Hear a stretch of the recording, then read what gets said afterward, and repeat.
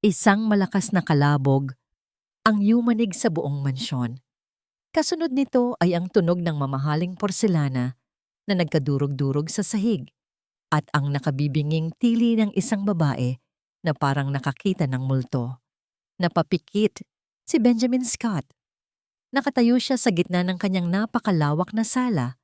Suot ang kanyang $1,000 na Italian suit. Pero ang nararamdaman niya sa dibdib ay mas mabigat pa sa simento.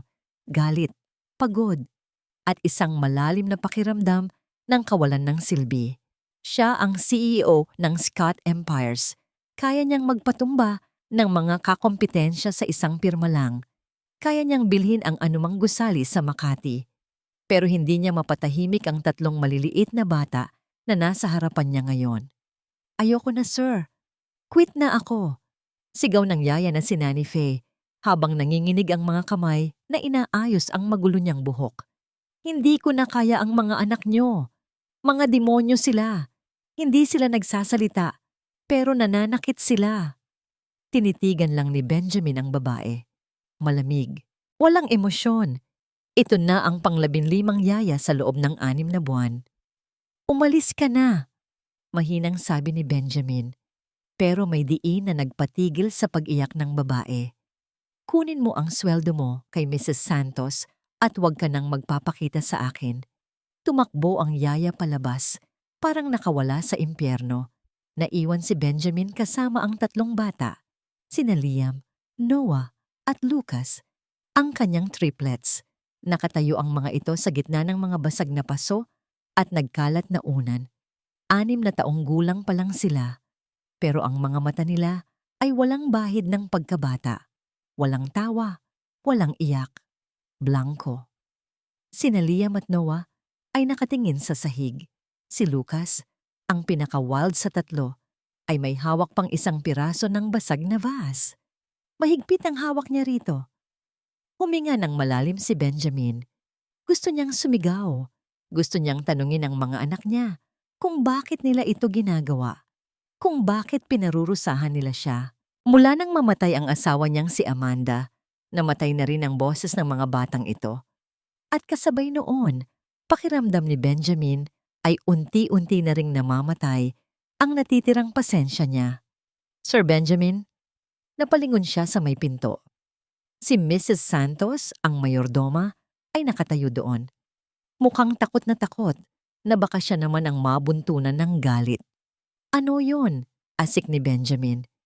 "Dumating na po yung aplikante para sa posisyon ng yaya. Pinapapasok ko po ba?" Napahilamos si Benjamin sa mukha gamit ang palad niya. Aplikante. Isa na namang babae na magpapanggap na mahal ang mga bata dahil sa pera at tatakbo rin pa uwi pagkalipas ng 2 araw. "Papasukin mo," sabi niya habang lumuluwag ang kurbata. "Tingnan natin kung hanggang saan ang tapang niyan." Ilang sandali pa, pumasok ang isang babae. Napataas ang kilay ni Benjamin. Ito na yon.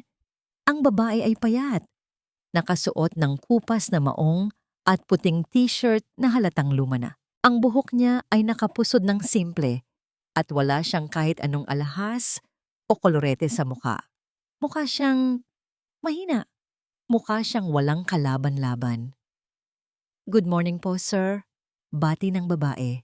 Ang boses niya ay mahina pero buo. "Ako po si Jane, Jane Morrison." Hindi sumagot si Benjamin. Tinitigan niya ito mula ulo hanggang paa.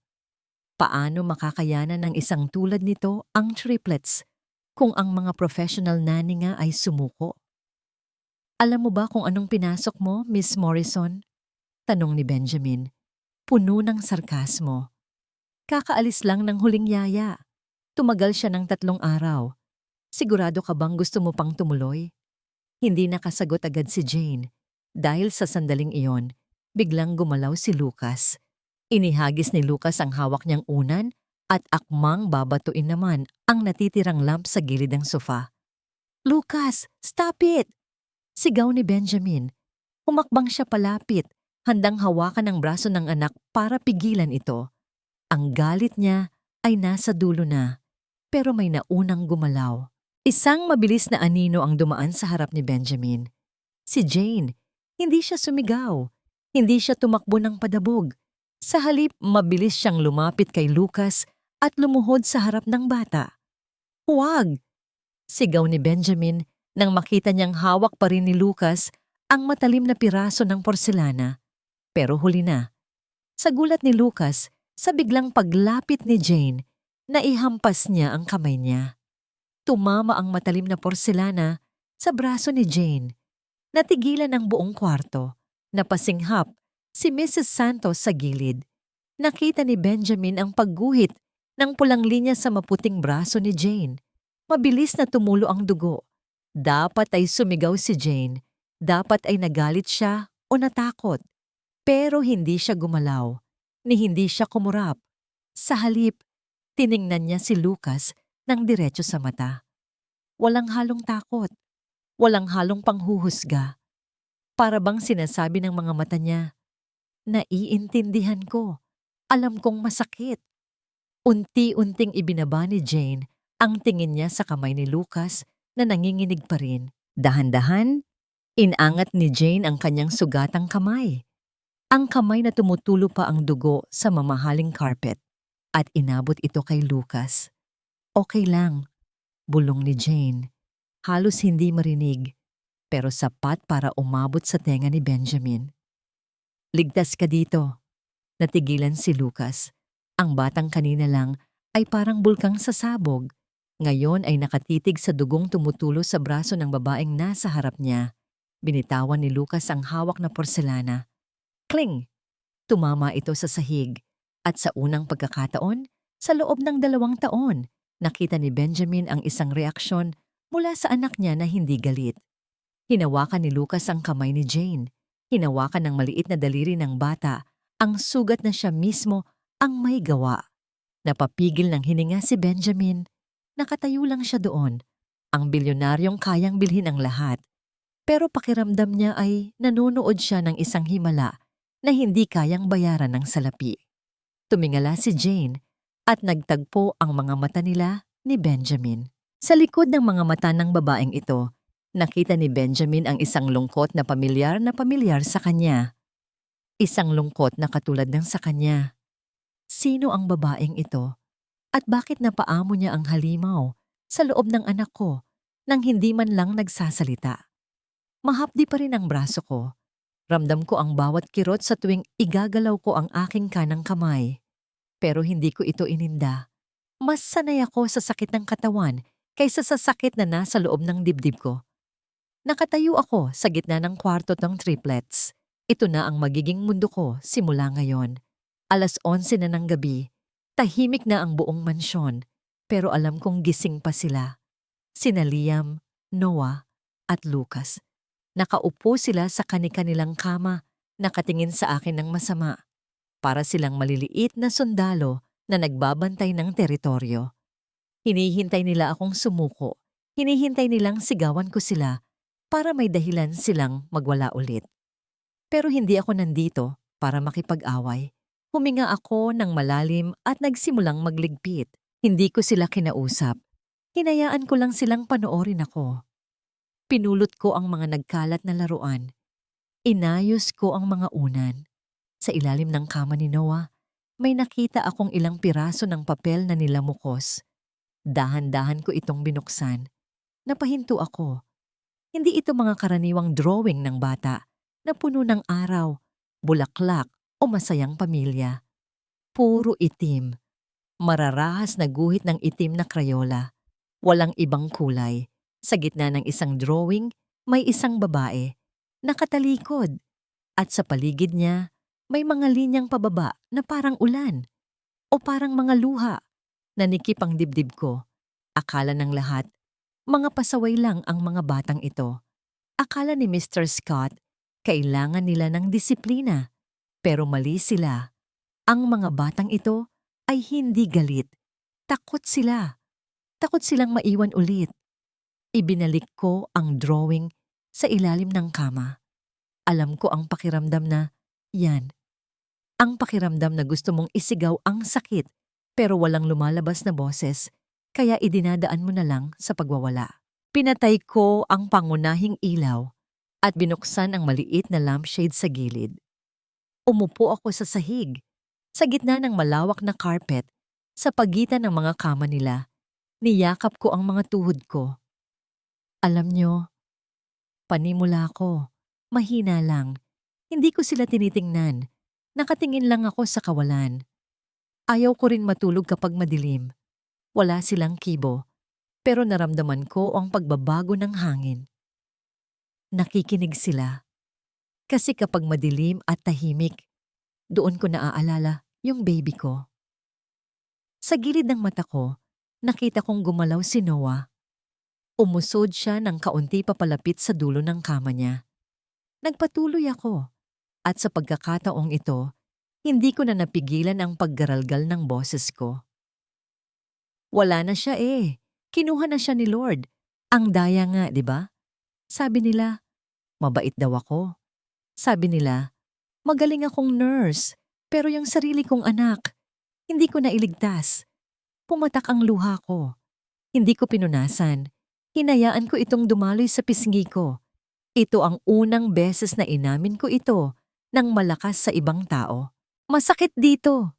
Tinuro ko ang dibdib ko habang nakapikit. Sobrang sakit. Minsan, gusto ko na lang ding manahimik kasi kapag nagsalita ako, baka puro iyak lang ang lumabas.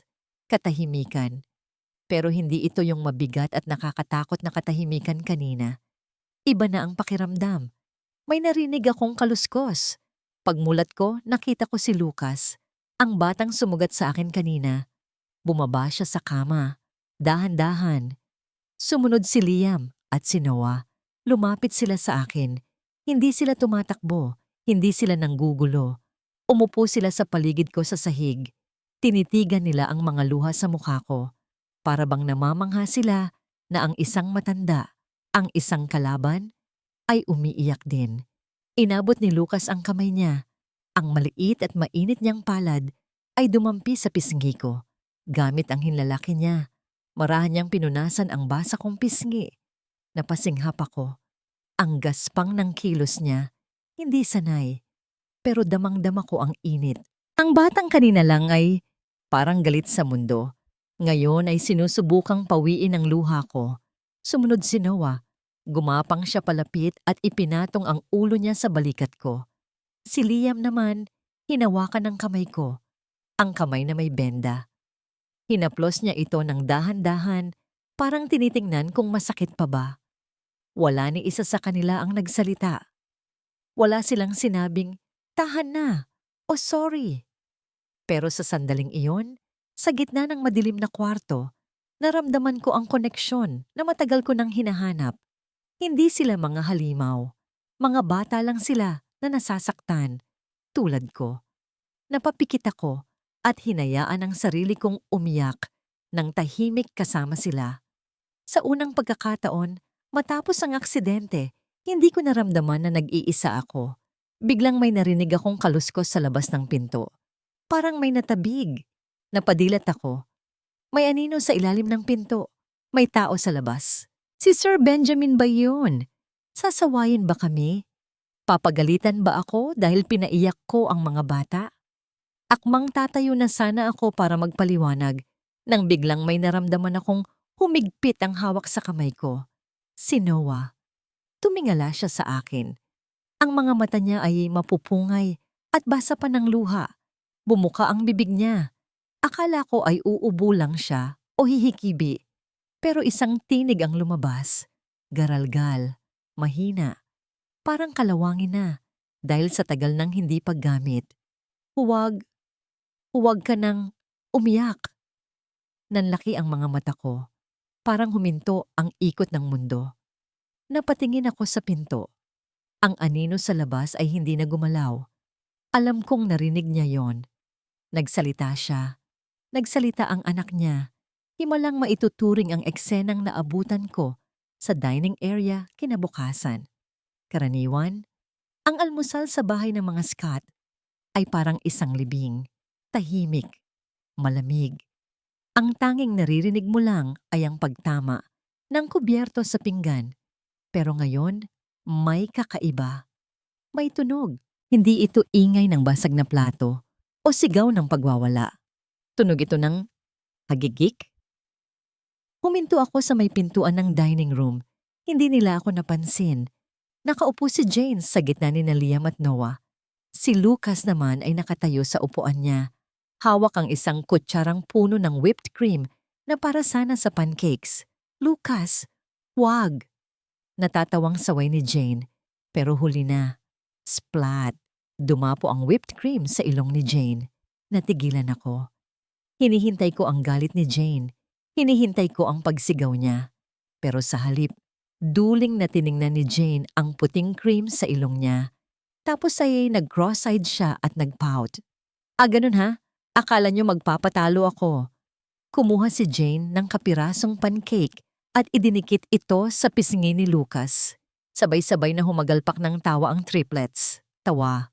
Totoong tawa. Malakas, masigla, at puno ng buhay. Naramdaman ko ang isang kakaibang kirot sa dibdib ko. Hindi ko namalayan, nakangiti na pala ako. Sir Benjamin!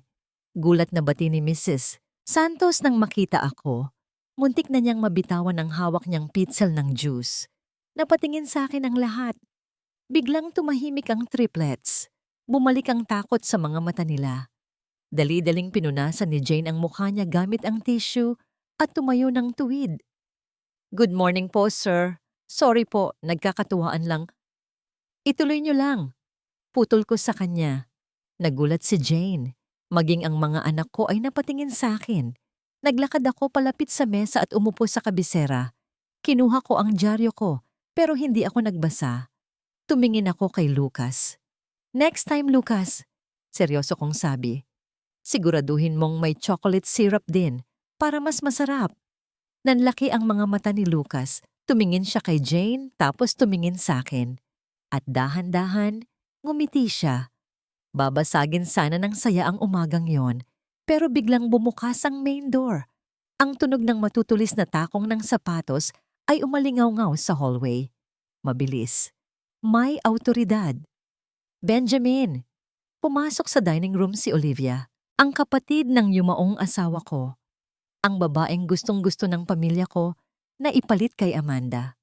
Nakasuot siya ng designer dress na nagkakahalaga siguro ng higit pa sa sweldo ni Jane sa isang taon. Perpekto ang makeup, perpekto ang buhok. Pero nang makita niya ang kalat sa mesa, ang whipped cream sa mukha ni Lucas, ang syrup sa damit ni Jane, nandidiring kumunot ang noo niya. My God! Bulalas ni Olivia. Anong nangyayari dito? Bakit ang dumi-dumi? Lumapit siya sa akin at humalik sa pisngi ko, pero ang mga mata niya ay nakapako kay Jane. At sino ito? Mataray niyang tanong.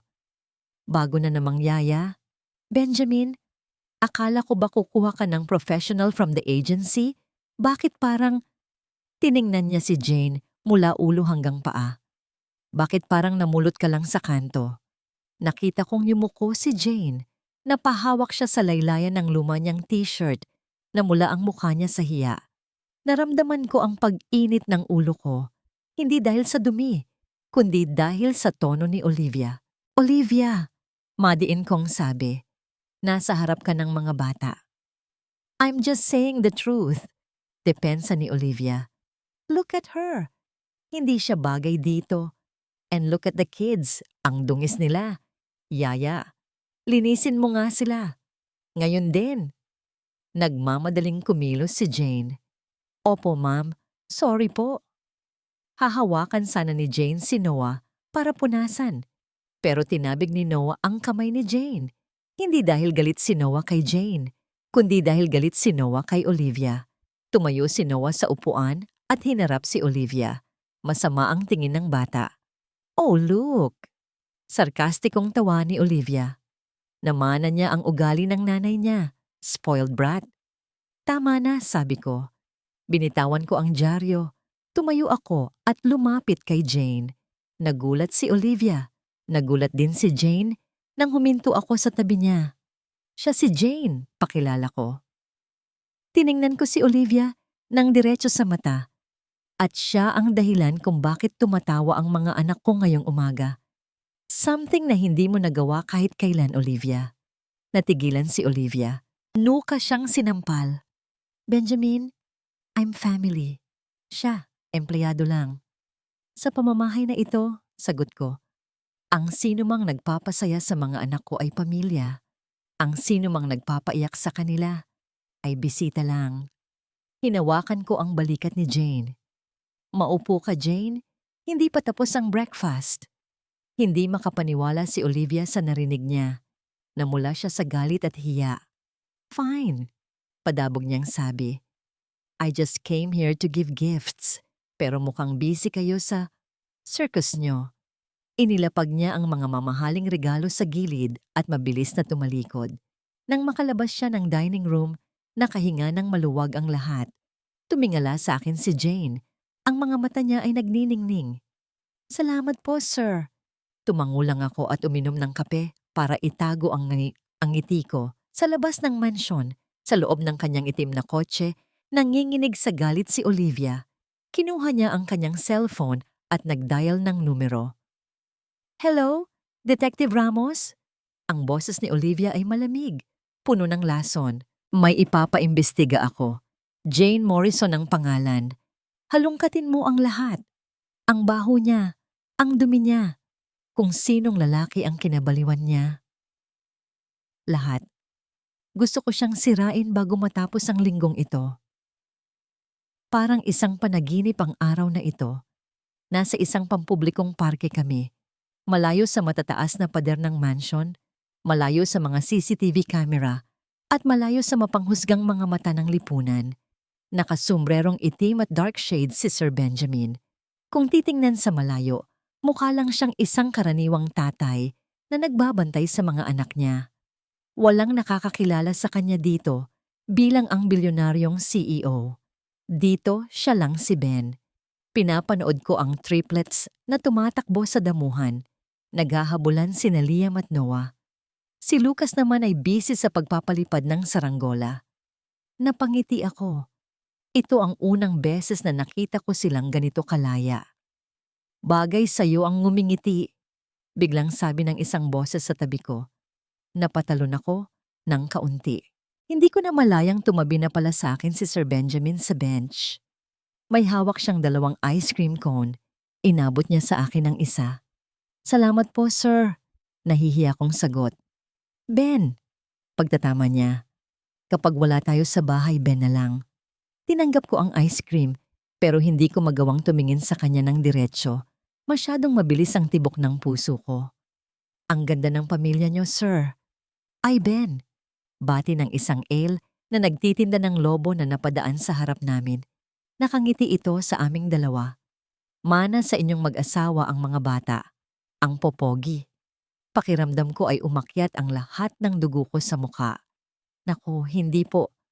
Magpapaliwanag sana ako. Pero naramdaman ko ang kamay ni Ben na pumatong sa likod ng palad ko na nasa bench. Salamat po, Nay. Nakangiting sagot ni Ben sa ale. Umalis ang tindera na kinikilig. Naiwan akong nakatulala kay Ben. Bakit hindi niyo po itinanggi? Bulong ko. Tumingin siya sa akin. Tinanggal niya ang shades niya. Ang mga mata niya, sobrang lalim. Parang hinihila ako papasok. Dahil sa sandaling ito, mahina niyang sabi, naramdaman kong totoo yun. Parang buo ulit kami. Nanikip ang lalamunan ko. Gusto kong maniwala. Gusto kong umasa. Pero alam ko ang lugar ko. Isa lang akong yaya na may nakaraan na pilit tinatakasan. Biglang nabasag ang payapang sandali. Screech! Isang malakas na preno ng bisikleta. Kasunod ang kalabog at iyak ng isang bata. Hindi yun ang triplets. Ibang bata yun. Isang batang lalaki na nadapa sa sementadong daan, malapit sa fountain. Pero sa pandinig ko, hindi lang yun simpleng iyak. Nagdilim ang paningin ko. Bigla akong bumalik sa gabing yun. Ang tunog ng monitor sa ospital. Tot! Tot! Tot! Ang sigaw ng doktor. Ang iyak ng nanay ko. Ang huling hininga ng anak ko. Angel! Sigaw ko. Tumakbo ako palapit sa batang nadapa.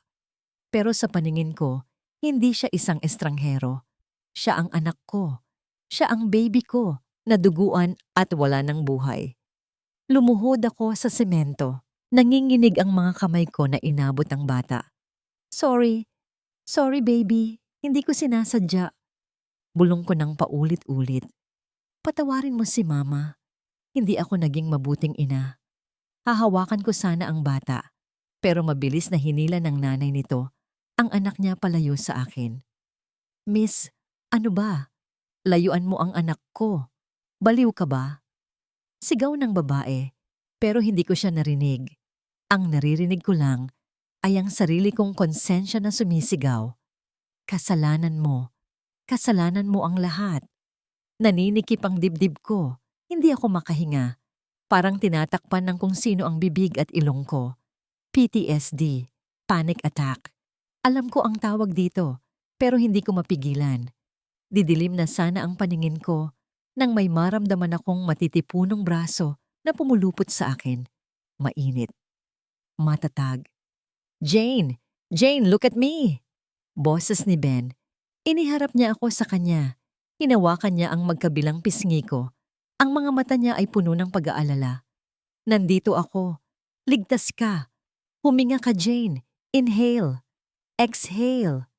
Sinubukan kong sundin ang boses niya. Unti-unti, luminaw ang paningin ko. Nawala ang ospital, nawala ang dugo. Bumalik ang parke, bumalik ang mukha ni Ben. Napahagulgol ako sa dibdib niya. Sa gitna ng parke, sa harap ng maraming tao, niyakap ako ng isang bilyonaryo na parang ako ang pinakamahalagang tao sa mundo. Hindi ko siya nailigtas, Ben. Hikbi ko sa balikat niya. Ang bango ng pabango niya ay humalo sa amoy ng luha ko. Masama akong ina. Wala akong kwentang ina. Hinaplos ni Ben ang buhok ko. Shh! Hindi totoo yan. Nakikita ko kung paano mo mahalin ang mga anak ko. Sapat na yon para malaman kong mabuti kang tao. Nang kumalma na ako, tahimik kaming umuwi. Tulog na ang triplet sa backseat ng SUV. Si Ben ang nagmamaneho. Hawak niya ang kaliwang kamay ko habang nasa manibela ang kanan niya. Hindi kami nag-uusap, pero sapat na ang init ng palad niya para pakalmahin ang bagyo sa utak ko. Akala ko, tapos na ang masamang bangungot ng araw na ito. Akala ko, ligtas na ako sa loob ng sasakyan ni Ben. Pero mali ako. Pagpasok namin sa malaking gate ng Scott Mansion, sinalubong kami ng nakasisilaw na ilaw, pula at asul. Mga ilaw ng sasakyan ng pulis. Napahigpit ang hawak ko sa kamay ni Ben. Ben, anong nangyayari? Hindi siya nakasagot. Nakita ko ang pagkabigla sa mukha niya. Itinigil niya ang sasakyan sa tapat ng main door. Doon, nakatayo si Olivia. Nakahalukip-kip, nakasuot ng pulang dress na parang dugo sa dilim ng gabi. At katabi niya, may dalawang pulis. May hawak na folder si Olivia. At ang nangiti sa mga labi niya ay hinggiti ng isang taong nanalo sa loto. Bumaba kami ni Ben ng sasakyan. Agad na nagising ang triplets at sumilip sa bintana. Anong ibig sabihin nito? Galit na tanong ni Ben. Humarang siya sa harap ko para protektahan ako. Lumapit si Olivia. Mabagal. Mapang-asar. Ginagawa ko lang ang trabaho mo, Benjamin. Sabi niya. Sabay tapon ng folder sa paanan ko. Nagkalat ang mga papel, mga litrato, mga dokumento mula sa korte. At sa ibabaw ng lahat, ang mukha ko na may nakasulat na guilty. Jane Morrison, sabi ng isang pulis habang hinahawakan ng posas sa kanyang bewang. Sumama po kayo sa amin sa presinto. Bakit? Sigaw ni Ben. Wala siyang ginagawang masama. Tumawa si Olivia.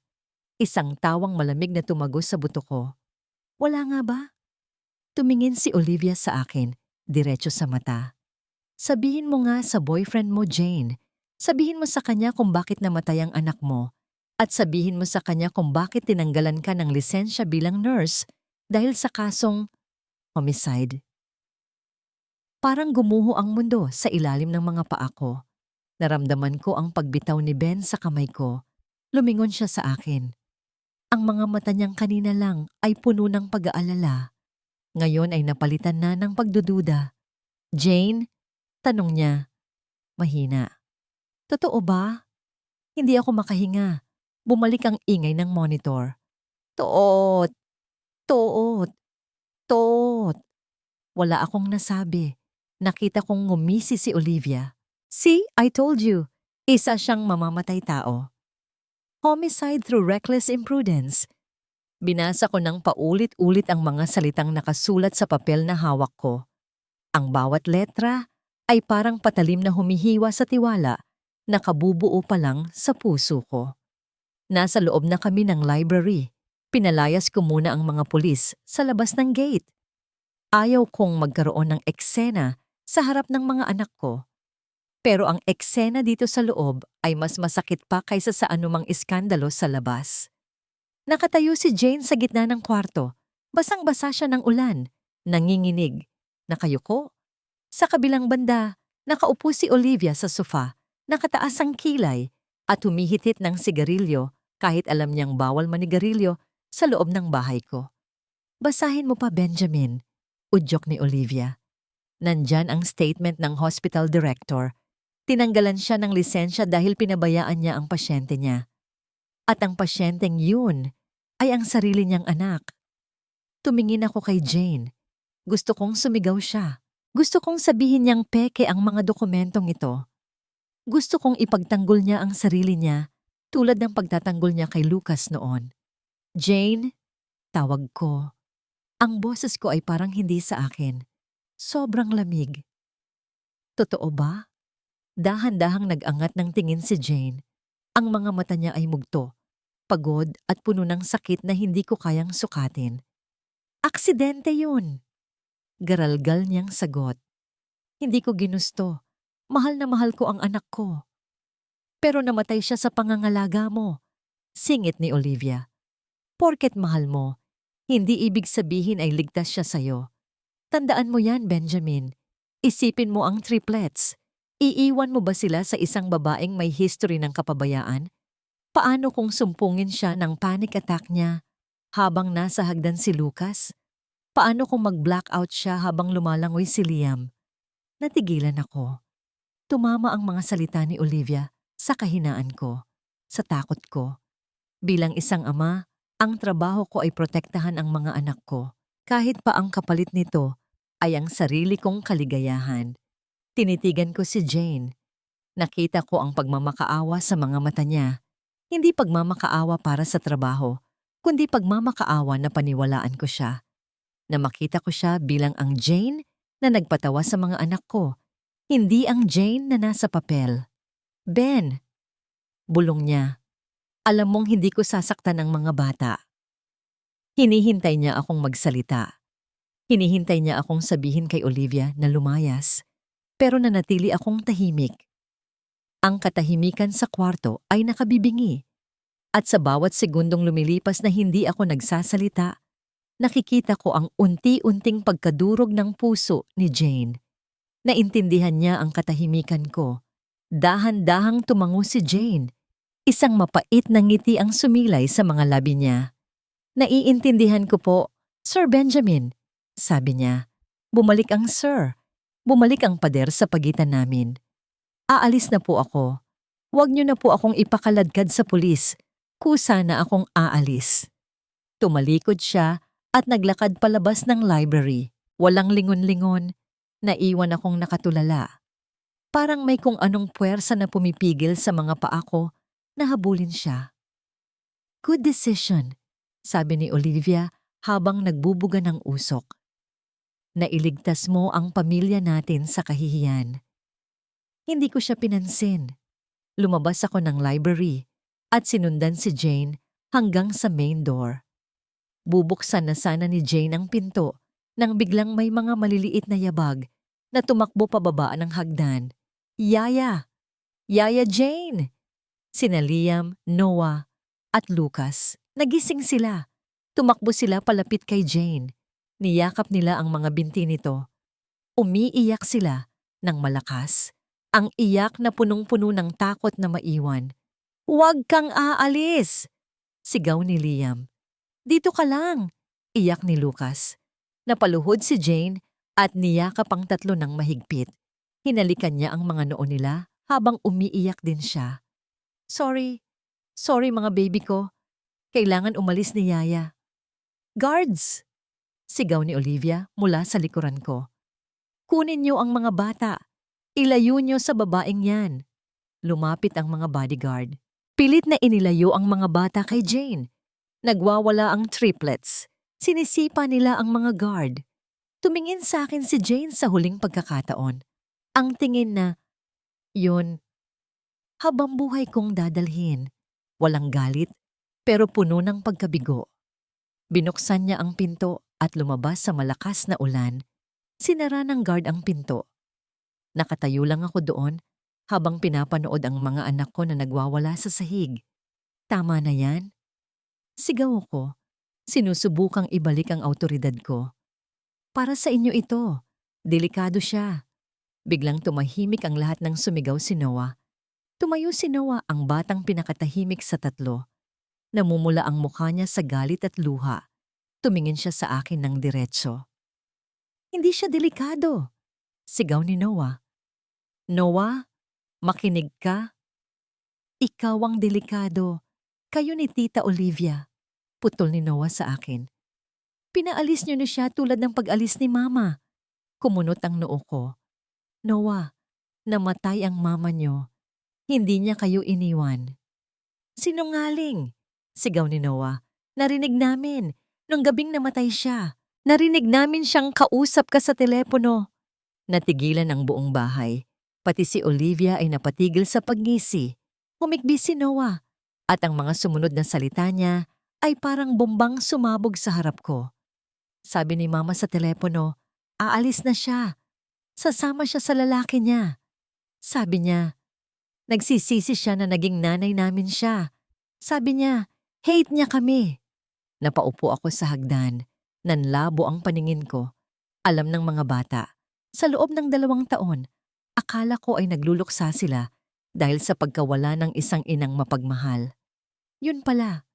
Dinadala nila ang sakit ng pagtatakwil ng sarili nilang ina bago ito namatay. At si Jane lang ang nakaintindi noon. Si Jane lang ang nagparamdam sa kanila na hindi sila kaka-hate. At kakataboy ko lang sa kanya palayo. Parang binuhusan ako ng malamig na tubig. Hindi ako makagalaw sa kinatatayuan ko sa hagdan. Ang mga salita ni Noah ay paulit-ulit na umaalingaw-ngaw sa utak ko. Hate niya kami. Aalis na siya.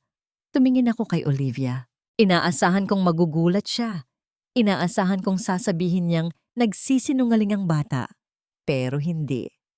Namutla si Olivia. Umiwas siya ng tingin at pinaglaruan ang dulo ng kanyang buhok. Ang galaw ng isang taong nahuli sa akto. Alam mo? Mahina kong tanong. Alam mong may lalaki ang kapatid mo? Alam mong iiwan niya kami noong gabing yun?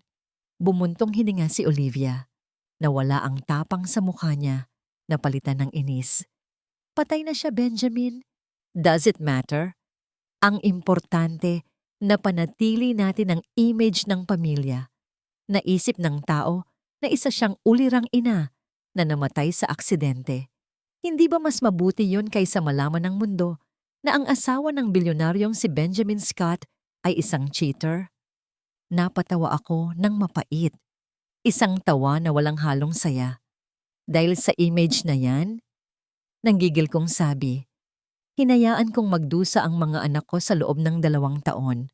Akala ko, nagluluksa sila. Yun pala, pakiramdam nila ay tinapon sila ng sarili nilang ina. Tumingin ako sa pinto kung saan lumabas si Jane kanina. At ang nag-iisang tao na nakaintindi sa kanila, ang nag-iisang tao na nagparamdam sa kanila na hindi sila basura, pinalayas ko. Kriminal siya, Benjamin. Giit pa rin ni Olivia. Peke man o hindi ang memorya ni Amanda, totoo pa ring pinatay ni Jane ang pasyente niya. Hindi ako sumagot. Naglakad ako palapit kay Olivia. Sa tangkad ko, kinailangan niyang tumingala. Nakita ko ang takot sa mga mata niya sa unang pagkakataon. Umalis ka sa pamamahay ko. Bulong ko. Ngayon din. You can't do this! Tita ako ng mga batang to. Guards! Sigaw ko. Agad na lumapit ang 2 bodyguard.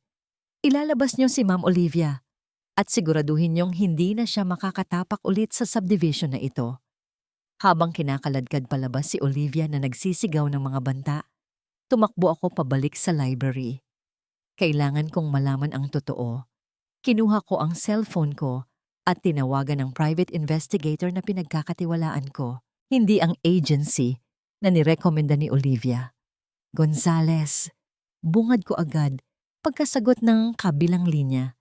Kailangan ko ng impormasyon tungkol kay Jane Morrison at tungkol sa kaso niya sa St. Luke's Hospital. 2 taon na ang nakakaraan. Ngayon na. Habang naghihintay, binuksan ko ang laptop ko. Hinalungkat ko ang mga lumang news archives. Tiningnan ko ang pangalan ng hospital director na pumirma sa pagtanggal kay Jane, Dr. Enrico Tuazon. Nag-search ako ng mga koneksyon. Wala pang 10 minuto, tumunog ang email ko. Isang report mula kay Gonzales. Binuksan ko ang attachment. Laman nito ang bank records at ilang palitan ng mensahe na nakuha mula sa isang whistleblower sa ospital. Nanlaki ang mga mata ko. 1 linggo bago namatay ang pasyente ni Jane, may malaking halagang pumasok sa account ni Dr. Tuazon, galing sa pamilya ng isang mayamang negosyante. Ang anak ng negosyanteng iyon ay isang medical intern sa ospital noon. Siya ang naka-duty kasama ni Jane. Ayon sa logbook na naitago ng whistleblower, ang intern ang nagkamali ng dosage ng gamot. Hindi si Jane. Pero dahil maimpluwensya ang pamilya ng intern at dahil nurse lang si Jane, siya ang ginawang scapegoat, siya ang sinakripisyo. At sa ibaba ng report, may isa pang pangalan na nahagip ng investigasyon. Isang donor sa ospital na tumulong para linisin ang issue sa media. Olivia Cortez. Napahampas ako sa mesa. Si Olivia, alam niya noon pa na inosente si Jane. Ginamit niya ang impluwensya niya para siguraduhing matatanggalan ng lisensya si Jane para walang maniwala sa kanya. At ngayon, ginamit niya ulit ang parehong kasinungalingan para sirain ang buhay ni Jane sa pangalawang pagkakataon. Nanginig ang mga kamay ko sa galit. Pero mas matindi ang naramdaman kong hiya. Naniwala ako sa papel kaysa sa naramdaman ko. Naniwala ako sa sabi-sabi kaysa sa nakita ng sarili kong mga mata. Tumayo ako at mabilis na lumabas ng library. Naabutan ko ang triplets sa sala. Nakaupo sila sa sahig, yakap-yakap ang isa't isa. Mugto ang mga mata. Nang makita nila ako, umurong si Lucas. Takot siya sa akin. Nadurog ang puso ko. Lumuhod ako sa harap nila. Hindi bilang CEO, kundi bilang isang amang nagkamali. Liam, Noah, Lucas. Garalgal kong tawag. Wala na si Yaya. Hikbi ni Liam. Pinaalis mo siya. Alam ko, sagot ko. Hinawakan ko ang kamay ni Liam. At iyon ang pinakamalaking pagkakamali ni Daddy. Tiningnan ko silang tatlo. Sorry kasi hindi ko kayo pinakinggan noon. Sorry kasi naniwala ako sa mga maling tao. Pero ipapangako ko sa inyo, tumayo ako. Punong-puno ng desisyon ang dibdib ko. Ibabalik ko siya. At lilinisin ko ang pangalan niya. Kahit ubusin ko pa ang lahat ng pera ko. Humarap ako kay Mrs. Santos na nakatayo sa gilid. Nagpupunas din ng luha. Mrs. Santos, utos ko. Ihanda ang sasakyan at tawagan ang lahat ng major news networks. Magpapatawag ako ng press conference bukas ng umaga. Tungkol saan po, sir? Inayos ko ang kwelyo ng suit ko. Ang tingin ko ay nakapako sa pinto kung saan lumabas ang babaeng mahal ko. Tungkol sa katotohanan, sagot ko. Oras na para malaman ng mundo kung sino talaga ang biktima. Isang maliit at masikip na kwarto sa tondo. Dito ang bagsak ko. Amoy luma ang hangin. May mantsa ng tubig ulan sa kisame. At ang tanging gamit ko lang ay isang plastic na bag na naglalaman ng 3 pares ng damit. Umupo ako sa gilid ng kawayang kama. Sanay na ako sa ganito. Sanay na akong matalo. Mula nang mawala si Angel, ang anak ko, tinanggap ko na siguro na hindi na ako karapat-dapat sumaya. Na ang papel ko lang sa mundo ay maging taga-alaga ng iba, habang ang sarili kong puso ay nananatiling wasak. Kinuha ko ang wallet ko. Ubos na ang ipon ko. Sapat na lang ito para sa pamasahe papuntang probinsya. Doon, siguro pwede akong magtago. Pwede akong maging tindera sa palengke, kung saan walang nakakakilala sa akin bilang ang nurse na pumatay ng pasyente. Tumayo ako para isara ang bintana dahil nagsisimula na namang umambon. Sa kapitbahay may radyo na nakabukas ng malakas. O baka TV? Rinig na rinig ko ang balita dahil manipis lang ang dingding na naghihiwalay sa amin. Live mula sa Scott Tower, nagpapatawag ng emergency press conference ang bilyonaryong si Benjamin Scott. Natigilan ako. Benjamin Scott. Ang pagbanggit pa lang sa pangalan niya ay nagpapakirot na sa sugat ko. Lumapit ako sa dingding at idinikit ang tenga ko. Gusto kong pakinggan ang boses niya sa huling pagkakataon. Siguro i-aanunsyo niya na kakasuhan na nila ako. Siguro sasabihin niya sa buong mundo na tama si Olivia. Pero mali ako. Ang boses ni Ben ay hindi galit. Basag ito. Puno ng emosyon. Nasa harap ninyo ako ngayon, hindi bilang CEO ng kumpanyang ito, sabi ni Ben sa balita, kundi bilang isang lalaking nagkamali. Kumabog ng malakas ang dibdib ko. Si Jane Morrison. Pagpapatuloy niya, ang babaeng pinalabas sa aking tahanan kahapon ay inosente. Napahawak ako sa bibig ko, tumulo ang luha ko ng walang babala. Napag-alaman ng aking private investigation team na ang pagkamatay ng pasyente sa St. Luke's 2 taon na ang nakakaraan ay hindi kagagawan ni Miss Morrison. Ito ay pagkakamali ng isang medical intern na pinagtakpan ng ospital kapalit ng pera. Rinig ko ang bulungan ng mga reporter sa background. Ginamit ng ilang tao ang kasinungalingang ito para saktan si Jane, para ilayo siya sa amin. Pero hindi ko nahahayaang mangyari yun ulit. Huminto sandali si Ben sa pagsasalita. Para bang humuhugot siya ng lakas ng loob. Jane, kung nanonood ka man. Napadaos-dos ako sa sahig. Yakap-yakap ko ang sarili ko habang humahagulgol. Patawarin mo ako. Ikaw ang nagturo sa akin kung paano maging ama ulit. Ikaw ang nagbalik ng boses ng mga anak ko. At sa maikling panahon, ikaw ang nagparamdam sa akin na may puwang pa ang pagmamahal sa buhay ko. Jane, umuwi ka na. Hinihintay ka namin. Namatay ang tunog ng balita. Marahil ay nilipat na ng kapitbahay ang istasyon. Pero sapat na yon. Nakatulala ako sa sahig. Totoo ba ito? Nilinis niya ang pangalan ko. Sa harap ng buong bansa, ipinagtanggol niya ako. Hindi pa ako nakakabawi sa gulat nang biglang may kumatok sa pinto ng kwarto ko. Tok, tok, tok.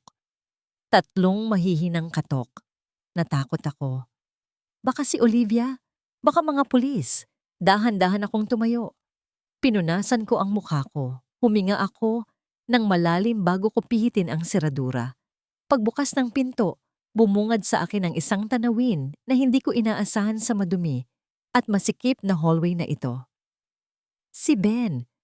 Wala siyang suot na kurbata. Gusot ang polo niya.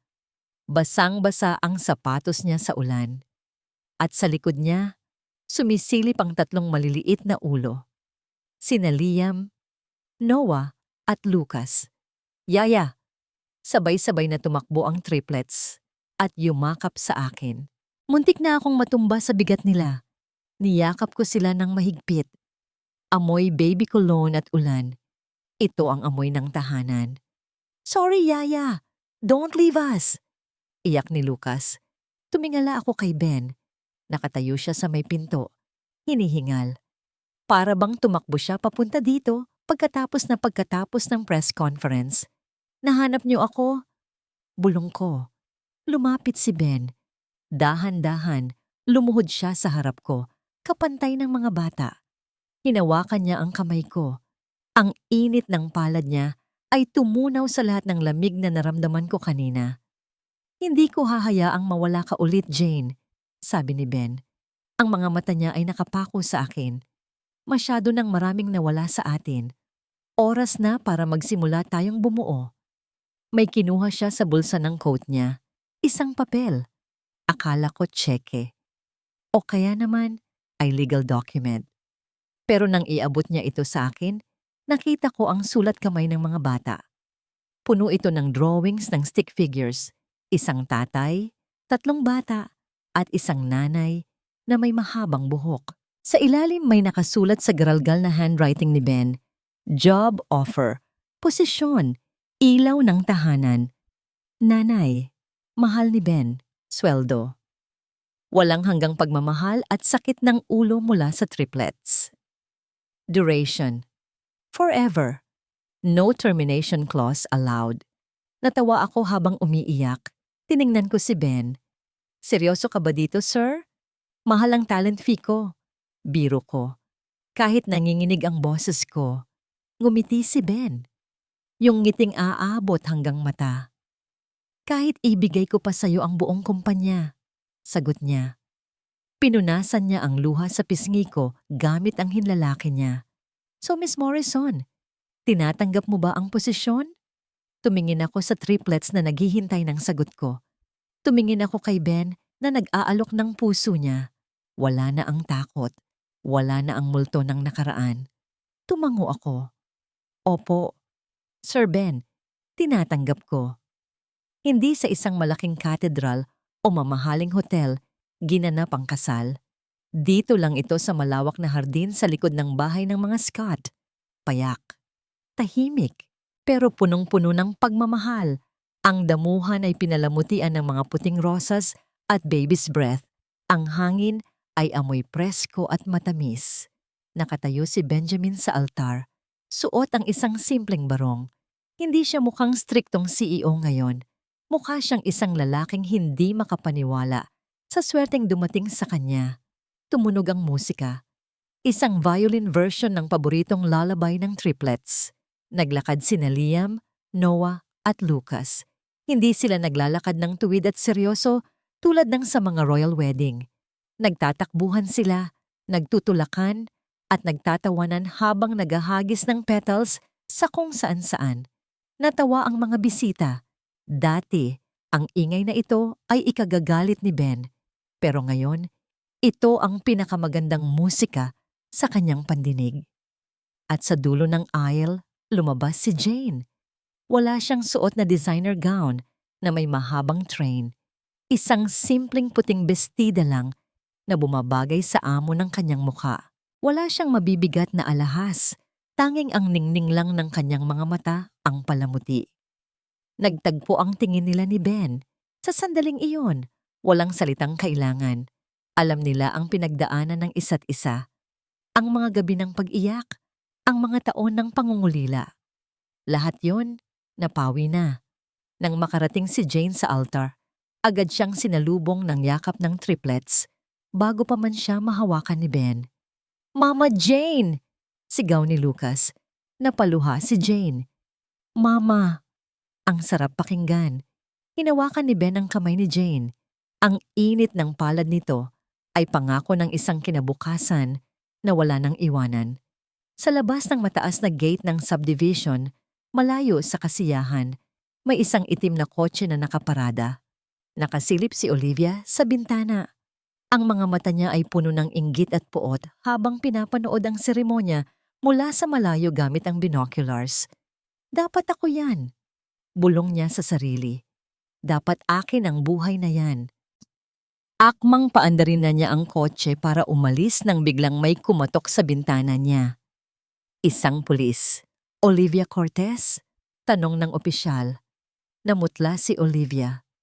Inaaresto ka namin para sa kasong falsification of documents, bribery, at obstruction of justice na isinampa ni Mr. Benjamin Scott at ng St. Luke's Hospital.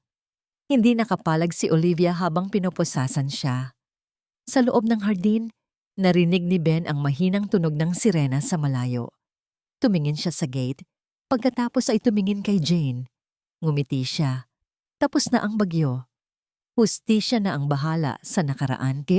Kasi kung 6 na buwan ang lumipas, isang maaliwalas na umaga sa gitna ng Maynila. Maraming tao, maraming lobo, at maraming batang lansangan ang naghihintay. Nakatayo ang pamilya Scott sa harap ng isang bagong renovate na gusali. Hawak ni Jane at Ben ang isang malaking gunting. Nasa paanan nila ang triplets na ngayon ay may hawak ding maliliit na gunting na laruan. Tumingala si Jane sa signages na nakasabit sa itaas ng gusali.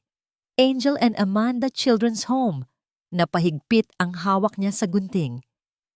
Angel, ang pangalan ng anak niyang nawala. Amanda, ang pangalan ng yumaong asawa ni Ben. 2 anghel na nawala, pero naging dahilan para mabuo ang pundasyong ito. Isang lugar kung saan ang mga batang naulila at napabayaan ay makakahanap ng bagong pamilya. Ready? Tanong ni Ben. Tumango si Jane. Ready? Sabay nilang ginupit ang pulang ribbon. Nagpalakpakan ang mga tao. Lumipad ang mga confetti. Agad na tumakbo ang triplets papasok sa center para makipaglaro sa ibang mga bata. Walang diskriminasyon. Walang rich kids at poor kids. Mga bata lang silang lahat na naglalaro.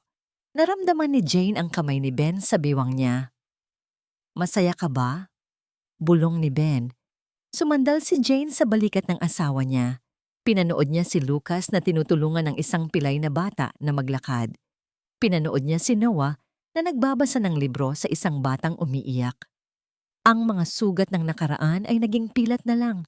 At ang mga pilat na, yun ang nagpaalala sa kanila na kaya nilang gamutin ng iba. Sobra, sagot ni Jane. Kasi nalaman ko na ang totoo. Anong totoo? Tanong ni Ben. Humarap si Jane sa kanya at ngumiti ng buong puso. Na ang pamilya, hindi lang nakikita sa dugo. Ang pamilya ay nabubuo kapag ang 2 pusong wasak ay nagpasyang magpagaling ng magkasama. Hinalikan ni Ben ang noo ni Jane. At sa gitna ng tawanan ng mga bata at init ng araw, nagsimula ang kanilang walang hanggan.